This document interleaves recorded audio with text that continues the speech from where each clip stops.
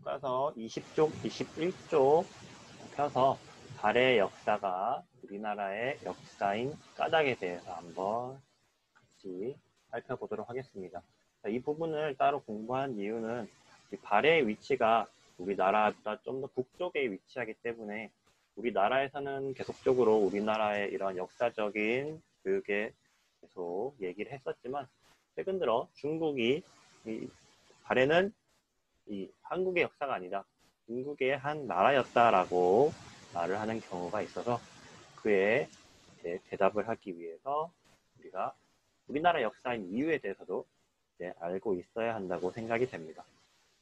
여러 가지 유물과 유적 그리고 기록들을 통해서 왜 발해가 우리나라 역사에 포함이 되어 있는지에 대해서 생각해보는 시간을 가져보겠습니다. 첫 번째, 고구려 문화와 발해 문화가 어떤 관계인지 알아봅시다 라는 내용이 있죠. 왼쪽에는 동그란 기와 모양이 있고 오른쪽에는 이제 치미 모양인데 이 왼쪽의 동그라미 무늬는 여기에 쓰인 부분, 기와 땅을 쭉 연결하고 끝에 있는 이 기와의 연꽃 무늬를 우리가 이렇게 유물로 찾을 수 있었고, 오른쪽 치미 같은 경우에는 역시 기와 끝에 이렇게 올라가는 장식품입니다.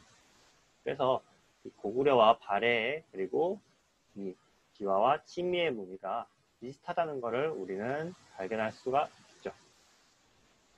그 공통점과 차이점을 한번 적어봅시다. 같이 이제 책을 펼치고 연필을 들고 이 부분에 같이 한번 적어봅시다. 자, 차이점이라고 하면 일단은 이 새겨진 연꽃 무늬가 조금 다르긴 하죠. 조금 다르긴 합니다. 그리고 치미의 경우에도 치미의 두께나 새겨진 무늬가 조금 다르긴 합니다. 하지만 공통적으로 둘 다 연꽃 무늬를 새겼고 그 다음에 치미의 생김새가 비슷합니다. 그쵸?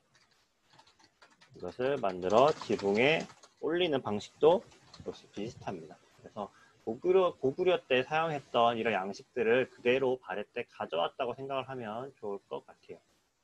밑에 발해의 기와와 치미가 고구려의 것과 닮은 까닭은 무엇일까요? 바로 발해가 고구려를 계승하고자 고구려의 문화와 비슷하게 만들었기 때문이다. 그러니까 고구려 때 쓰던 방식을 그대로 발해 때 가져왔다고 생각을 하면 좋을 것 같아요. 그 다음에 오른쪽에 여러 기록들이 있는데 이 기록들을 살펴보면 부당서나 그 다음에 견고려사 목간, 그 다음에 속일본기 등에서 여러 가지 발해 이런 부분이 고구려를 이렇게 연결한다라는 기록들이 많이 남아 있습니다.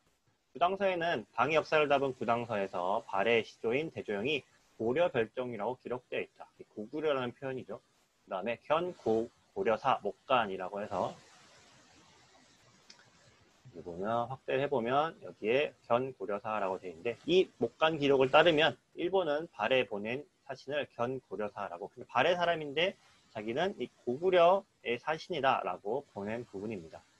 역시 밑에 속일본기에 따르면 발해 문왕이 일본에 국서를 전할 때 자신이 고려 국왕, 즉 고구려의 국왕이라고 칭하게 되었다라고 되어 있고요. 고구려 때부터 형제와 같이 친하게 지내온 나라의 소식이 끊어졌었는데 다시 연락이 오니 기쁩니다. 그래서 밑에 내용을 한번 같이 정리를 해봅시다. 자, 당은 대조영을 어느 나라 사람이라고 생각했을까라고 기록을 보면 고구려의 후순이라고 생각했음을 기록을 통해 알 수 있습니다. 발해 무왕은 왜 자신을 고려라는 표현은 고구려라고 생각하면 될 것 같아요. 왜 고려 국왕이라고 했을까요? 바로 발해 무왕은 발해가 고구려의 뒤를 이은 나라라고 생각했기 때문이죠. 세 번째, 주변 나라들은 발해가 어느 나라를 계승하려 한다고 생각했을까? 주변 나라, 일본이나 여러 지금 외라고 되어 있는 부분들은 다 이 발해가 고구려를 계승하는 나라라고 생각하게 되었던 그런 기록들이 남아 있는 거죠. 그래서 우리가 발해가 우리 역사인 까닭은 중국의 경우에는 계속 발해가 자기 중국의 역사라고, 자기 중국의 땅에서 일어났으니까 중국의 역사라고 말을 하고 있지만, 기본적으로 발해는 스스로 고구려를 계승한 나라라고 생각했고, 주변 나라도 그것을 인정했죠. 그리고 고구려와 비슷한 문화가 발달했음을 발견할 수 있죠.